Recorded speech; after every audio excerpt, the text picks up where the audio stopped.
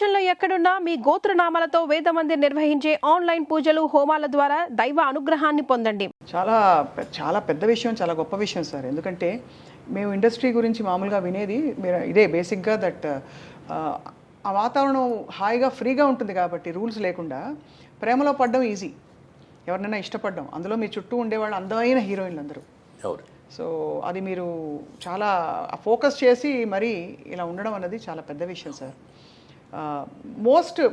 మీతో పాటు నటించిన హీరోయిన్స్ అందరిలో మోస్ట్ గ్లామరస్ ఎవరని మీరు అనుకున్నారు సార్? గ్లామరస్ అంటే మీకు సరైన జోడి. గ్లామరస్ అంటే శ్రీదేవి అంత గ్లామర్ ఎవరికీ లేదండి. చాలా అందంగా ఉండేవారు కదా సార్. చాలా ఎక్సలెంట్గా ఉండేది. ఆ కళ్ళు, అసలు ఎక్స్ప్రెషన్, ఫేసు, మంచి పర్సనాలిటీ. నాకు ఈక్వల్గా ఉండేది హైట్. అమ్మాయి కూడా 5'7", 5'8" ఉండుంటుంది. నేను 5'8.5". అమ్మాయి కూడా దగ్గర దగ్గర 7.5, 8 ఉండుంటుంది. Personality, behaviour, wonderful behaviour. ఎప్పుడు ఒక తప్పుగా మాట్లాడటం కానీ ఏదైనా చిలిపి పనులు చేయటం కానీ అట్లాంటిది ఏమి ఉండేది కాదు. ఆ తర్వాత అంత అందగా ఎవరు అంటే దీప గారు కూడా చాలా అసలు ఎంత అందంగా ఉండేది.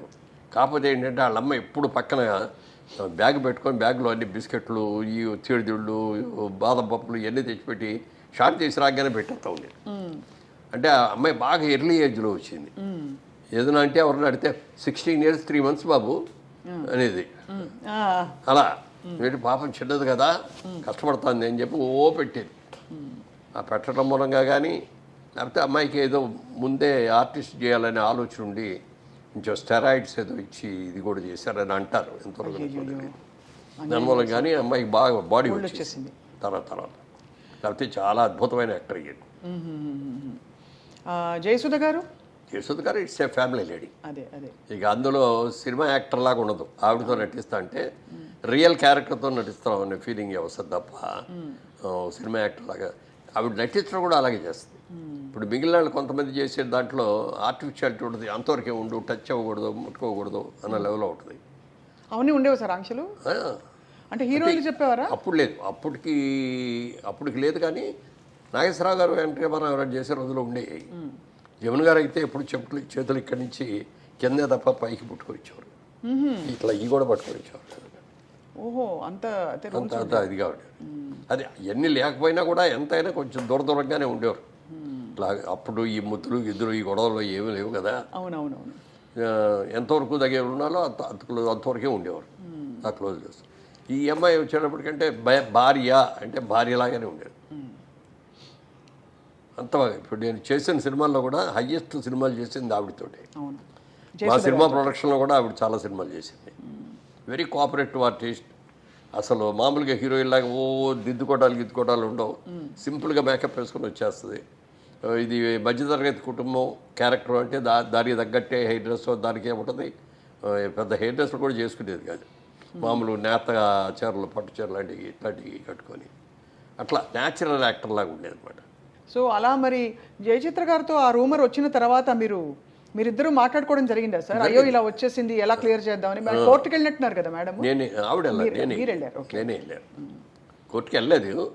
ముందు నోటీస్ ఇచ్చాం వాళ్ళకి, పేపర్ ఆడికి.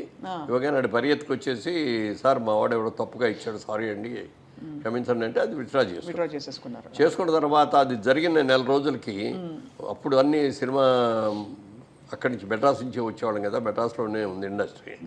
మార్నింగ్ ఫ్లైట్కి ఇక్కడ షూటింగ్కి వస్తున్నాను. దాసరి గారు ఒక షూటింగ్కి వస్తున్నారు, నేను ఒక షూటింగ్కి వెళ్తున్నాను, జయచిత్ర గారు ఒక షూటింగ్కి వెళ్తున్నారు. ముగ్గురు ఫస్ట్ మార్నింగ్ ఫ్లైట్లో ఇక్కడికి వచ్చాం. ఆడు మళ్ళీ ఇమ్మీడియట్గా నెక్స్ట్ డే ఆడు పేపర్లో రాశాడు, వాళ్ళ రోజు దాసరి గారి ఆధ్వర్యంలో మురళీమోహన్ గారు జయచిత్ర గారు పెళ్లి చేసుకోవడానికి హైదరాబాద్ వెళ్ళారు. ఎక్కడ కూడా బాబు, ఆవిడ ఎప్పుడు నువ్వు అని కూడా పర్లేదు. ఇన్నేళ్లలో నువ్వు అని కూడా అనలేదండి. నా హీరోయిన్స్ ఎవరైతే మీరేనే అంటాను నేను. ఎవరిని కూడా యశోదరు కూడా నువ్వు అంట, నువ్వు అన్నా మీరేనంట. కాబట్టి ఏంటంటే జయసేత్తో క్లోజ్ ఏంటంటే I treat her as my sister. అందుకని బాగా క్లోజ్గా ఉంటాం. అప్పుడప్పుడు నువ్వు అనుకోవచ్చేమో, కానీ మిగిలిన వాళ్ళు ఎవరితో కూడా నువ్వు అనే మాట అన్నాను నేను. చాలా డిస్టర్బింగ్ సార్ ఇవన్నీ. అంటే పబ్లిక్ ఇమేజ్ అందులో కొంచెం మనం అన్నిటికీ ఎఫెక్ట్ అవుతా ఉంటాం. ఇప్పుడైతే సోషల్ మీడియాలో ఎడపడ రాస్తున్నారు, నోటికి వచ్చినట్టు రాసేస్తారు. దాసరి గారు అద్దాల మేడ సినిమా చేసేటప్పుడు ఓ డైలాగ్ రాశారు. దాంట్లో సినిమా వాళ్ళ మనందరం కూడా అద్దాల మేడల్లో ఉంటాం, మనం వేసేసిన ప్రతి పని కూడా భూతద్దాల్లో మనం చూస్తూ ఉంటారు వాళ్ళు. అవును. మనం తప్పు చేసినా ఒప్పు చేస్తే బాగుందంటారు, మెచ్చుకుంటారు. తప్పు చేస్తే మాత్రం రాళ్ళు విసిరి కొడతారు, మన అద్దాలు పగిలిపోతాయి, మన బతుకు బజారు పాలైపోతుంది బా అని ఆ డైలాగ్ ఎంత బాగా నచ్చిందో నాకు ఆ డైలాగు. దాన్ని తూచా తప్పకుండా పాటించాను. ఎక్కడ కూడా ఎప్పుడన్నా ఏదన్నా మీరు అన్నట్టు ఇందాక పార్టీలో ఎక్కడ ఏదైనా చిన్నగా తీసుకున్నా కూడా జనం ఎవరో లేనప్పుడు చూసి తీసుకోవటమే. పబ్లిక్లో ఉన్నప్పుడు సిగరెట్లు తాగడం కానీ ఇది కానీ అది కూడా సిగరెట్లు కూడా ఏంటంటే నాకు అలవాట్లేదు, కానీ వాయిస్ కొంచెం థిన్గా ఉండేది బిగినింగ్లో, బేస్ అది ఉండేది కాదు. అప్పుడు మ్యూజిక్ డైరెక్టర్ చక్రవర్తి గారే సలహా ఇచ్చాడు, నువ్వు చుట్టలు తాగు రోజు అన్నాడు. ఊళ్ళో ఆయన చుట్టలు కావాలి కాదండి అన్న. అయితే సిగరెట్ తాగానే ఆయనే ఫస్ట్ సిగరెట్ ఇచ్చాడు. సిగరెట్ తాగిన తర్వాత అదొక రోజుకో 10 సిగరెట్లు అని అది లిమిట్ పెట్టుకొని ఆ లిమిట్ దాటకుండా అట్లా కొన్నాళ్ళు చేశాను. మళ్ళీ అయ్యప్ప మాల వేసుకుంటే మళ్ళీ మానేసేవాడిని. మళ్ళీ మాల అది తీసేసిన తర్వాత తాగాడు. ఒక రోజున అనిపించింది, అయ్యప్ప మానేసాం కదా, 30-40 రోజులు మానేసాం, ఎందుకు కంటిన్యూ చేయాలి అని అనుకున్నాను. అంతే మళ్ళీ మానేసాం. అంతే అక్కడి నుంచి అది కూడా బంద్, అంతే కట్. సార్ ఇప్పుడు మీకు కృష్ణ గారు చాలా ఆత్మీయులు. కృష్ణ గారు విజయ నిర్మల్ గారు పెళ్లి చేసుకున్నప్పుడు మీరు సీన్లో ఉన్నారా? అంటే అప్పటికి నేను లేదు. అప్పటికి మీరు లేదు. అప్పుడు నేను ఆర్టిస్ట్ కాదు. ఆర్టిస్ట్ కాదు, కానీ మీకు ఫ్రెండ్గా పరిచయం కదా అంతకుముందు కాలేజ్ నుంచి. మీరు ముక్కులు వెళ్ళేసుకున్నారు, అయ్యో ఇలా చేశారేంటి అని కొంచెం వచ్చింది ఆ ఫీలింగ్.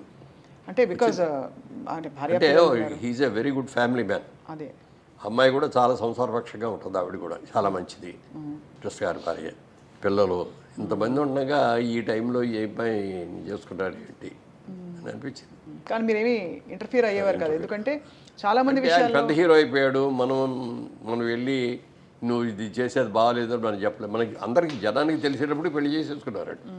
అవును అవును, రాజబాబు గారు చేశారు. అదే అవును, చాలా ధైర్యం సార్. కానీ సక్సెస్ఫుల్గా నడిపించి ఇద్దరు, అంటే ఆవిడ కూడా అది మాత్రం అంటే భార్యగా ఉండగా రెండో భార్యను చేసుకోవడం అనేది తప్పే అయినా కూడా ఒక మంచి నిర్ణయం వాళ్ళిద్దరు తీసుకున్నారు. అంటే ఇద్దరికి కూడా బెనిఫిట్ అవును అవును సార్ అవును.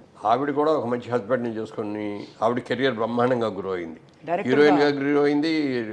డైరెక్టర్ అవ్వాలని ఈయనే ఎంకరేజ్ చేశాడు, కృష్ణ గారే ఎంకరేజ్ చేశాడు, నువ్వు సినిమాలు నువ్వు పనికొస్తావు, నువ్వు సినిమా తీయగలవు అని చెప్పి చేశాడు. మరి వాళ్ళ గిన్నీస్ బుక్ ఆఫ్ వరల్డ్ రికార్డులో ఒక మహిళా దర్శిలాగా ఆవిడని దాన్ని ఎవరు బీట్అవుట్ చేయలేరు. కరెక్ట్ సార్, అదే అనిపిస్తుంది. అట్లా కృష్ణ గారు బాగా ఎంకరేజ్ చేశారు. అలాగే ఆవిడ కూడా కృష్ణ గారిని ఎప్పుడు ఏం కావాలో ఆయనకి అన్నీ కూడా చాలా జాగ్రత్తలు చూసుకోవటం. ఆయన చనిపోయే ముందు కూడా ఆయన కావలసిన జాగ్రత్తలు ఫ్యామిలీ అందరికీ ఏమేమి చెప్పాలో అన్నీ కూడా చెప్పారు. అంత బాగా గొప్ప. అదే అనిపిస్తుంది సార్ ఒక్కోసారి, అంటే చిన్న జీవితం, ప్రేమ కలిగితే అంటే ఎందుకు చేసుకోకూడదు అనే భావన కలగడం, అంతే కదా సార్. అవును. సో బట్ ఎనీవే సార్, మీరు మీ పందాలో వెళ్తూ మీరు ఒక వ్యాపారవేత్తగా, యాక్టర్గా, నిర్మాతగా కూడా మారారు 100 చిత్రాల తర్వాత. దానికి కారణం ఏంటి సార్? అదే బిజినెస్ ఫీలింగ్ మనసులో ఉండబట్టే నేను వచ్చిన తర్వాత మెడ్రాస్లో సినిమాలు చేయటం, మనకి ఏంటి సినిమాలు చేస్తాం, ఇంకేంటిది, మనం బిజినెస్ మర్చిపోకూడదు కదా, మన మెయిన్ ఇది కదా అని అనుకున్నప్పుడు బిజినెస్ ఏం చేద్దాం అనుకున్నప్పుడు సినిమాలు మనమే తీస్తే బెటర్ కదా, మనమే సినిమాలు తీస్తే మనం మంచి క్యారెక్టర్లు చేసుకోవచ్చు, బాగుంటుంది అనేది ఒకటి. తర్వాత అదేవిధంగా సినిమా ప్రొడక్షన్తో పాటు 2 డిస్ట్రిబ్యూటింగ్ కంపెనీల్లో, ఒకటి హైదరాబాద్లో ఒక డిస్ట్రిబ్యూటింగ్ కంపెనీ, విజయవాడలో ఉండే ఒక డిస్ట్రిబ్యూటింగ్ కంపెనీలో షేర్ హోల్డర్గా జాయిన్ అయ్యాను.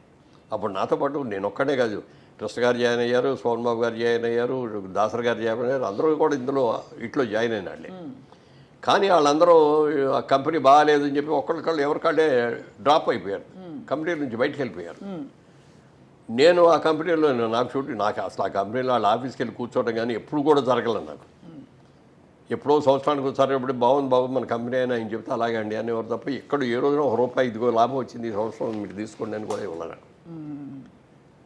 తర్వాత ఇట్లా జరిగింది అని తెలిసిన తర్వాత చాలాసార్లు ఆయన దగ్గరికి లేవండి, నా అకౌంట్ తేల్చేయండి సార్, నేను విత్డ్రా అవుతాను కంపెనీ నుంచి అంటే, అదే బాబు నీ అకౌంట్ చేస్తామని చెప్పి చేయలేదు. ఆయన చనిపోయారు. చనిపోయిన తర్వాత ఆ కంపెనీ మీద ఉన్న అప్పులన్నీ నా మీదకి వచ్చారు.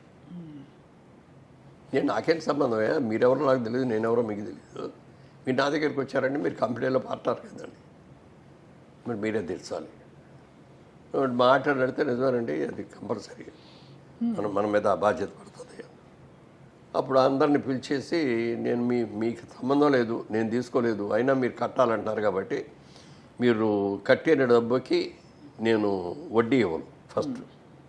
నెంబర్ 1 అసలు అమౌంట్ ఎంత అయితే ఆ అమౌంట్లో 50% ఇస్తాను నేను అంతకంటే ఎక్కువ ఇవ్వలేను, నా దగ్గర అంత సంపాదన కూడా లేదు. దానికి మీరు ఇష్టం అయితే ఇచ్చేస్తాను, లేకపోతే నేను ఇవ్వలేను, మీరు ఏం చేసుకుంటారో చేసుకున్నాను. అలా 6 రోజులు ఆలోచించుకొని సరే అంతే ఇవ్వండి అన్నారు.